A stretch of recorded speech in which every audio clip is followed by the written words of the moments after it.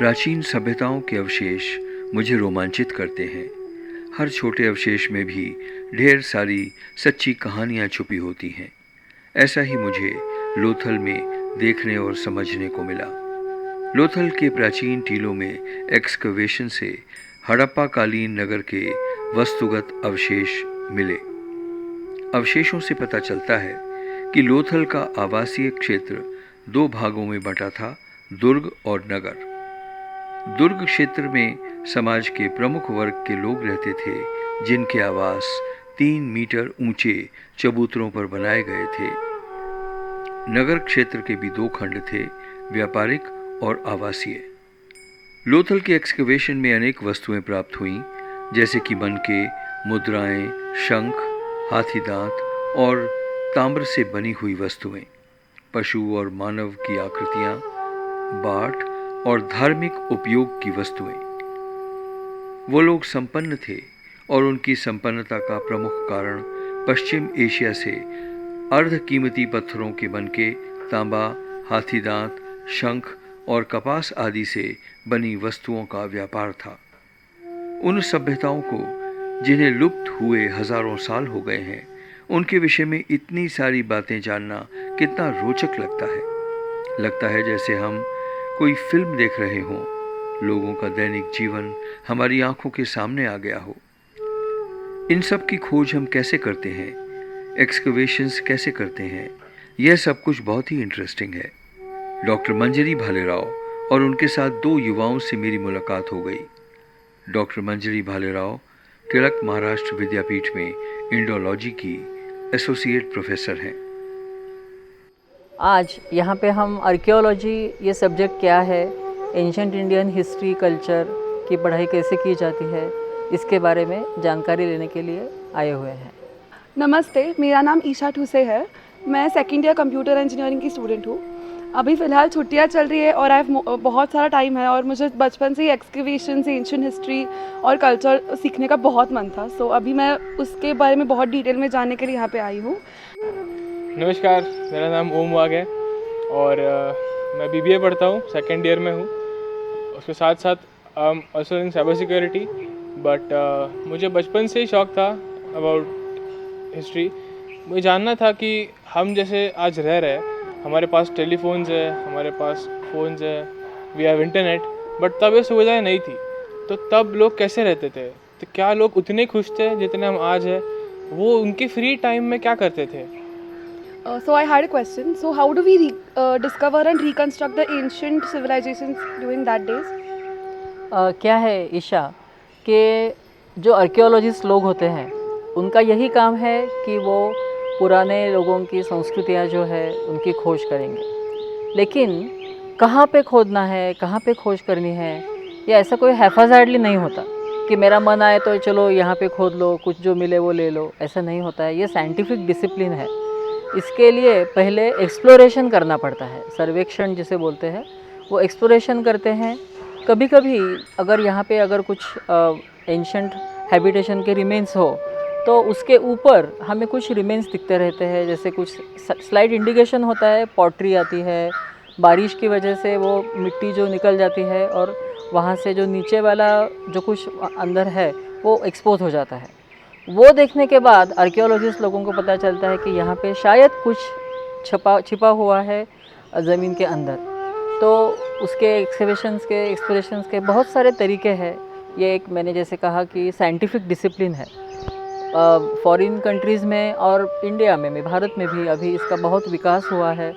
पहले लोग trial trench लेते थे, अपना एक्सप्लोरेशन करके क्या क्या मिलता है, पॉटरी है तो उसकी स्टडी करके इसकी डेट क्या होगी, अगर कॉइन्स मिला तो ये कॉइन किस राजा का था, इससे वो पढ़ाई करते थे, वो इससे स्टडी करते थे। आजकल लोग उनके पास GPR नाम का एक मशीन होता है, ग्राउंड पेनिट्रेटिंग रडार करके। अगर उससे अगर देखें हम ज़मीन के नीचे क्या है तो पता चलता है कि कुछ स्ट्रक्चर्स नीचे हैं। तो instead of excavating the whole site और instead of investing money in the excavation, वो मशीन ही आपको बताता है कि नीचे क्या है या नहीं है। तो वो जो है उसके हिसाब से बहुत सारे आर्कियोलॉजिस्ट आजकल अपना एक्सप्लोरेशन करते हैं, फील्ड वर्क करते हैं और बाद में जहाँ पे मैक्सिमम डिपॉजिट दिखता है, जहाँ पे मैक्सिमम अमाउंट ऑफ एंटिक्विटीज़ होने की संभावना है, वहाँ पे वो एक्सकवेशन करते हैं। पहले वो ट्रायल ट्रेंच लेते हैं, जिसका मतलब है कि फॉर एग्जांपल यहाँ पे क्या है वो देखने के लिए एक ट्रायल के लिए एक छोटा वो पिट बनाते हैं, उसमें नीचे तक जाते हैं और क्या क्या दिखता है, ज़मीन के नीचे क्या क्या है, उस सेक्शन में क्या क्या मिल रहा है वो देखते हैं। और उसके बाद अगर लगा कि यहाँ पे बहुत कुछ मटेरियल मिल रहा है तो वो हॉरिजॉन्टल एक्सकवेशन करते हैं, जहाँ पे बहुत सारे पिट्स लेते हैं 5 बाई 5 मीटर के, और उनके पास सारे टेक्नीशियंस भी होते हैं जिनके मदद से वो ये सारा एक्सकवेशन करते हैं। जब एक्सकवेशन पूरा होता है, एक्सकवेशन तो जल्दी जल्दी नहीं करते, वो स्लोली केयरफुली कोई जो अंदर चीज़ है वो ना टूटे, इसके हिसाब से वो एक्सकवेशन किया जाता है। जब वो करते हैं तब वो एक एक एंटिक्विटी निकाल के वो कौन से लेयर में है ज़मीन में उसका भी रिकॉर्डिंग करते हैं। ग्राफिकल रिकॉर्डिंग होता है। आजकल तो डिजिटल अपने पास डिजिटल गैजेट्स है, जैसे फ़ोटोग्राफ्स ले सकते हैं या वीडियो शूटिंग कर सकते हैं। पुराने ज़माने में ये नहीं था, ब्लैक एंड वाइट फ़ोटोज़ वो निकालते थे और फिर वो एक ग्राफ बना के, ग्राफिकल रिकॉर्ड जो होता था उनका, उसमें हर एक लेयर में क्या क्या चीज़ मिली है उसका डॉक्यूमेंटेशन आर्टिस्ट लोग बनाते थे, उनको ड्राफ्ट्समैन बोलते हैं, वो सारा ये करते थे। लेकिन आजकल तो बहुत टेक्नोलॉजी का एडवांस हुआ है, हम लोग बहुत सारी चीज़ों से डॉक्यूमेंटेशन कर सकते हैं। अच्छा सिस्टमेटिक डॉक्यूमेंटेशन जब हो जाता है तो वो नीचे वाले लेयर में जाते हैं, क्योंकि एक्सकवेशन इज़ ऑल्सो डिस्ट्रक्शन। क्योंकि when you excavate a place you are going to remove the earlier layer, the layers जो ऊपर है और नीचे जाएंगे, तो ऊपर वाला लेयर को आप डिस्ट्रॉय करने वाले हैं। तो इस तरह से excavation is also a sort of destruction. So before destroying the evidence you should document it properly, and वो आजकल करके वो हम नीचे जाते हैं और वहाँ पे देखते रहते। जो जो मिला है उसका अच्छा डॉक्यूमेंटेशन करके उसका डिस्क्रिप्शन लिखा जाता है बाद में। कभी कभी एंटिक्विटीज़ होते हैं, वो अगर प्री हिस्टोरिक टाइम के साइट है तो वहाँ पे स्टोन टूल्स मिलते हैं। वो जो स्टोन टूल्स हैं वो उसका टेक्निक क्या था, उसका यूसेज क्या था, उसके बनाने की तरीका क्या था, वो स्टोन कहाँ से लाया गया था, ये सारी चीज़ों का ध्यान रख के उसकी इंटरप्रिटेशन की जाती है।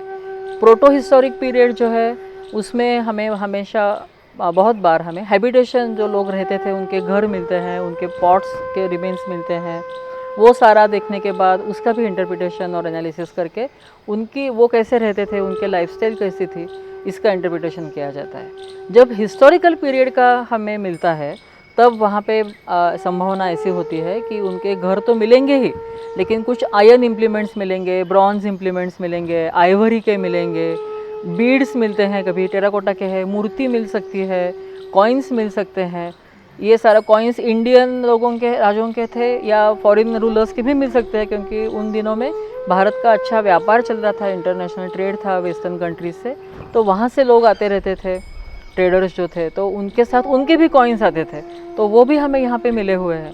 तो इन सब चीज़ों का ध्यान रख के, सब चीज़ों का डिटेल स्टडी और एनालिसिस करने के बाद हम उनका लाइफस्टाइल रिकंस्ट्रक्ट कर सकते हैं, उनका कल्चर, वो कैसे रहते थे, उनके घर कैसे थे, क्या खाते थे, क्योंकि हमें ग्रेन्स भी मिलते हैं जो उन्होंने खाने के लिए वो ग्रेन्स पैदा किए थे, उनके फार्मिंग था उन दिनों में, तो वो भी ग्रेन्स हमें कभी कभी मिलते हैं। तो उसके हिसाब से हम पूरा उनका लाइफस्टाइल ये रिकंस्ट्रक्ट कर सकते हैं। मेरा कुछ ऐसे सवाल है, जैसे कि हमें कुछ चीज़ें मिलती है तो उसकी एज डिसाइड कैसे होती है? जैसे कि 100 साल पुरानी है, 200 साल पुरानी है, या 500 साल पुरानी है, या 1000 साल पुरानी है, क्योंकि चीज़ें तो मिलती है पर हम उसका डेट कैसे पता कर सकते हैं? हाँ, क्या होता है ओम कि जब वो एंटिक्विटीज़ निकालते हैं एक्सकवेशन से, तब जैसे मैंने बताया कि वहाँ पे वो उनका डॉक्यूमेंटेशन होता है, कौन से लेयर में वो चीज़ मिली है, इसका पूरा का पूरा डॉक्यूमेंटेशन हो जाता है। जब वो सबसे नीचे के लेवल में मिलता है तो वो ओल्डेस्ट है, और जो सबसे ऊपर है वो लेटेस्ट है, ग्राउंड लेवल में। हाँ, वो स्ट्रैटिग्राफी नाम का एक उसका साइंस है, जिसमें जो स्ट्राटा है, जो ज़मीन के अंदर है, उसके नीचे वाले स्ट्राटे में जो स्ट्राटा है उसमें जो मिलेगा वो सबसे पुराना होगा। जब वो हुआ था, मानो 2000 साल पहले जो कुछ हुआ है उस तक ही वो ट्रेंच आपको मिला है, तो उसमें जो मिलते हैं एंटिक्विटीज़ वो 2000 साल पहले अगर हो, तो उसके बाद 1000 साल के बाद का जो लाइफ लोगों का था तब जब लोग वहाँ रहते थे, तो ऑब्वियसली उसके ऊपर आएगा, और उसके बाद का 500 साल पहले उसके और ऊपर आएगा। और अगर कल तक वहाँ पे वो पीट भरा हुआ है, वहाँ पे माउंट क्रिएट हुआ है, और कुछ किसी ने कुछ डाल दिया कैडबरी का रैपर, तो वो सबसे ऊपर आएगा। तो जो मटेरियल कल्चर, इसको मटेरियल कल्चर बोलते हैं, जो एंटिक्विटीज़ है, जो हम एक्सकवेशन के बाद निकालते हैं और जिनका एनालिसिस एक्सप्लेन करते हैं, वो जो है उनको एंटिक्विटीज़ जो है, आर्टिफैक्ट्स है, एंटिक्विटीज़ है जो मैन मेड होते हैं, उनका ही एनालिसिस करते हैं, क्योंकि ये मटेरियल कल्चर है उन लोगों का जो तब रहते थे। जैसे स्टाइलिस्टिक डेटिंग के लिए रिलेटिव डेटिंग मेथड्स यूज़ किए जाते हैं, वैसे एग्जैक्ट डेटिंग के लिए साइंटिफिक डेटिंग मेथड्स भी है। लेकिन हर एक चीज़ का हमें, जैसे C14 ये बहुत फेमस है, C14 कार्बन 14 डेटिंग मेथड है, उससे ये टेस्ट कर लो, हमें डेट पता चल जाएगी। तो सबके बारे में ऐसा नहीं कर सकते। पत्थर है तो उसका C14 नहीं होता। जो ऑर्गेनिक मटेरियल है उसमें जो कार्बन की लेवल है, जो उनका दिया हुआ एज है, वो उसके हिसाब से वो उसका सिर्फ ऑर्गेनिक मटेरियल का ही C14 हो सकता है। और अगर लकड़ी हो, जैसे हमें लकड़ी मिलती है, लकड़ी का कुछ मिलता है, तो इनका भी डेटिंग मेथड अलग है, जिसको डेंड्रोक्रोनोलॉजी बोलते हैं। अगर ये एक हम पेड़ बीच से काट ले तो उसके अंदर कुछ रिंग्स फॉर्म हुए होते हैं। तो after every year some rings are formed, और उसको काउंट करने से हमें वो उनकी एज पता चल सकती है। तो वो लकड़ी के लिए अलग डेटिंग मेथड है। तो ऐसे सारे डेटिंग मेथड्स होते हैं। जैसे पॉटरी है, ऐसा अभी तक तय हुआ है, जैसे लोगों ने अभी तक बहुत सारी पढ़ाई की इस बारे में, तो एक स्पेसिफिक टाइप की पॉटरी जिसका फैब्रिक जो थिकनेस है वो, और फायरिंग मेथड और the clay that they had used, इससे जो इफ़ेक्ट आता है, जो पॉटरी में हमें मिलती है, वो भी पीरियोडिकली डेटेड है अभी तक। जो हमारे पुरखों ने जो इस फील्ड में पहले काम करते थे, भारत में बाहर भी, तो उन लोगों ने जो कुछ मेथड्स डिसाइड किए हुए, उसके हिसाब से आज हम बहुत लकी है कि वो यूज़ करके हम डेटिंग कर सकते हैं। लेकिन आर्टिफैक्ट जो आर्ट फील्ड का है, कोई इमेज है, मूर्ति है, तो वो कैसे डेट करेंगे? वो तो पत्थर की है। तो वो उसके लिए साइंटिफिक डेटिंग मेथड के अलावा बजाय, instead of that we use the stylistic dating method, which is a relative dating method. Of course कभी कभी कुछ इंस्क्रिप्शन मिल जाते हैं, कोई ग्राफिटी मिल जाती है, तो उसकी राइटिंग स्टाइल जो है उसको पैलियोग्राफी बोलते हैं। Palaeography is a discipline, a separate discipline to read the inscription, जो कुछ लिखा हुआ है, और उसकी डेवलपमेंट कैसी हुई है लेटर्स की, वो भी उसमें पता चल जाता है। तो वो जो लेटर्स है पुराने स्क्रिप्ट के, वो कौन से स्टेज में है इवोल्यूशन के, अभी तक वो तो उनका स्टडी हो चुका है, तो उसके हिसाब से ये डेटिंग किया जा सकता है। अगर आपको इंस्क्रिप्शन मिले, पूरा लिखा हुआ एपिग्राफ मिल जाए जिसमें किसी राजा का नाम हो ऐसा, तो यू आर वेरी लकी। उसमें आप बता सकते हैं कि ये शिवाजी के काल का है, या उसके पीछे सातवाहन लोगों का है, यादवों का है, ऐसा बता सकते हैं। सभ्यताएं आईं और चली गईं, रह गए उनके कुछ अवशेष, जो हमें याद दिलाते हैं कि परमानेंट तो कुछ भी नहीं है। समय का चक्र चलता रहता है, बिना थके और बिना रुके।